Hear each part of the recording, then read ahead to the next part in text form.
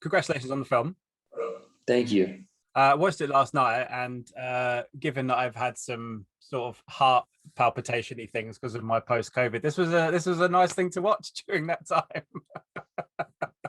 But I really enjoyed it. But I wanted to start by asking you. Obviously, I know you've done sort of cinematography and you've been shooting a lot of different stuff over the years. What led you down this path? Was there something when you were a kid, a film, or someone that you inspired to be that kind of led you down to this road? Yeah, when I was a kid, I used to love watching Jackie Chan movies. And at the end, they would always show like the behind the scenes and all that stuff. And it just looks so fun. And so that's how it all happened. It all started, I started filming with my brothers, take my dad's home video camera, and we were making little videos. I would film everything and anything. So that's kind of how it all led to, I just been doing it my whole life now. You were before the Instagram generation of filming everything. Oh yeah. I was 80 early 80 not early 90 early 90s is when nice. Like really so no Instagram back then. No Instagram back then. Simpler time. So in terms of the result, first and foremost, I wanted to ask you: have you seen your poster? I don't know if it's a US poster or the UK poster. And have people told you how much it deceptively looks like a minion? No, I have not heard that. Okay, so there's a poster in the UK. I'll have to get Piers will have to show you if he's got it afterwards or something. It looks from a distance like a minion. You'll see what I mean when you see it. But I thought that was quite, because I've seen people on Twitter talking about the film and seeing the trailer, and then people would comment on the fact that your poster looks like a minion. That's crazy. Yeah, he said there's one for the US as well. So when you see it, if you see it at the right angle, it looks like a minion. So it's good publicity, I think. I just hope kids don't think it's the new Minion film. I think you're right, because it's like the yellow thing. Yeah, that's funny. Yeah, I thought it was great marketing, but again, maybe not for kids. But hey, the film, I really enjoyed the film, and the conceit and the concept is really interesting. So I just wondered what led you to this story, because obviously I know you wrote it as well. I mean, how long has this been in your brain for? So like basically 3 years ago, 3 or 4 years ago, basically we were in Hawaii. I was with Will Meldman, and we were there. We saw the location. I asked him, I said, what's going on with this place? And he said, well, it's abandoned now. And I said, I know, but we should like go take a tour through it real quick, because it looks like it could be the perfect place for a scary movie. And so we did that. And then I started asking all the people around, like about the local stuff, about the hotel and all these things, and they told us that it actually was haunted and stuff. And I know it's like sounds like crazy, but it really was, I guess. And that's kind of how it all started. And I found out that they were going to demolish the resort in about 3 to 4 months from when we were visiting it. And so I said, wow, we don't have very much time if we want to make a movie here.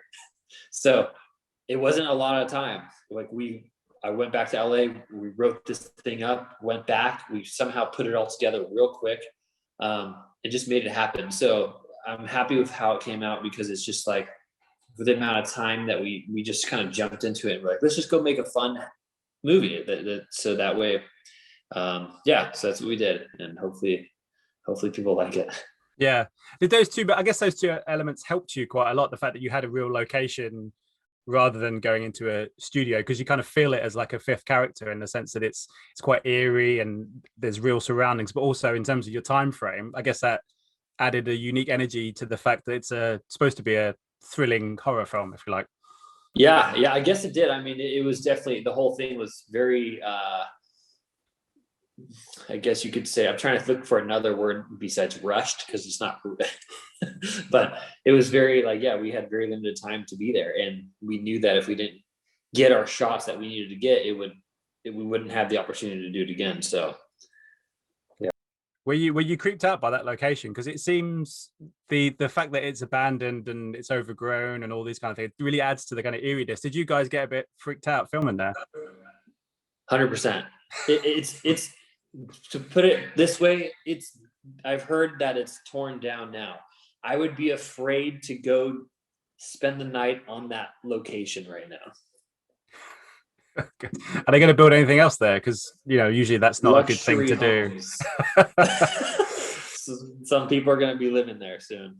I look forward to seeing who takes the plunge to live there. That'll be fun. I wanted to ask you about your cast as well. Really great energy from them, and a mix of kind of unknowns, but people that could quite easily break out. How easy was it to grab those guys? Did you settle on them quite quickly?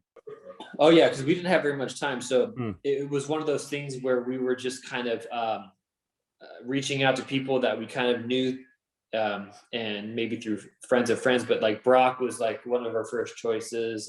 Michael Vlamis was one of his first choices, and then Will came in with the girls, and yeah, it was really quick. It's like we didn't have time, so we just needed to get anybody who was willing to come and shoot a scary movie with us. Yeah, wonderful hair. They're perfect for us. Yeah, wonderful hair, by the way. Is it Brock? Brock. Oh, I thought you were talking about me. I was like, oh my god. Oh, are you? Oh, well, I haven't got many, so everybody's hair is better than mine. But his, fantastic hair. He's like it's almost like you got him out of Game of Thrones or something, given the hair and the look. I know. He's got that Game of Thrones look. Yeah. There's lots of nods to little things here and there. I mean, did you pull from specific places, or was it just such a blow in terms of writing it that you just were just trying to make sure you were coherent enough to go and shoot it, I guess? A little bit of both. Most of the stuff that is in the movie is inspired by something real that has happened to it. So yeah, a lot of that. The coyote scene when they walk in, when we were on the initial tour of the play, or just walking through, I don't know, I shouldn't call it a tour. When we're just like exploring through it, we found like this room, and there was this like dead bird that was like randomly in this room, like locked in, is like dead, laying on the ground, bloody. And I was like, this is really weird. Like, yeah, like how did it get in there, right? And so that's kind of like a lot of these moments that had happened were inspired by actual like things and past stories for the locals and everything. So yeah, fantastic. And also, I mean, obviously it's been a crazy year for films. There's been so many films kind of having to go down the on-demand route and having to get their films out and stuff like that. But I think you're getting a cinema release, and it seems that this kind of movie would kind of play gangbusters in the drive-in movies that have kind of made a bit of a comeback. Are you looking forward to those events and seeing people kind of in an experience that they would have had in the 70s and 80s? Oh man, I can't wait, because I've never done a drive-through movie before. And so yeah, I definitely want to go check it out for sure. I think movies are meant to be seen on big screens, and heard loud, like, and so it's hard unless you have a really nice home theater in your house. It's hard to get that same experience, Yeah. And don't watch it on the iPhone, because that's gonna ruin it, Yeah, of course. And also, not to give anything away, but there's certain elements towards in the final third, shall we say, that you want to see. I guess as a director, you kind of want to see those scares coming, don't you? You know where they're coming, so it's nice to see an audience's reaction to such things. Yeah, that'll be fun. I mean, yeah, it's so cool. Yeah, it's so cool that it's going to be in theaters. I mean, select theaters, yeah, but hey, man, that's pretty crazy. So yeah, absolutely. Didn't think that was going to happen. Yeah. Just as a final question, then, obviously you made this, as you say, in kind of a rush and everything else. So, has it given you the fuel though to want to go and make some more? Have you kind of settled on something you want to do next, or are you kind of waiting for this one to be out in the world first before you decide on that? So it's funny you said, because as I was watching it last night, it 100% gave me. I was getting the energy, like the vibes and the energy too, and just like I really want to go make another movie right now.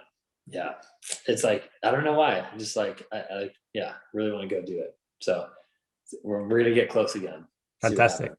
Well, hopefully this one plays gangbusters for you, and you get to have a bit more time on the second one.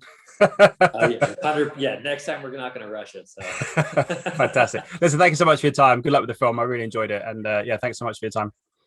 Great, Scott. Nice talking to you. Thank you so much. Make sure he shows you that poster, and you'll know what I mean. I'm gonna look. Ladies and gentlemen, you're watching Hey You Guys. Hey You Guys, huh? Hey You Guys. Is that from the Goonies? It is indeed, yes. Nice.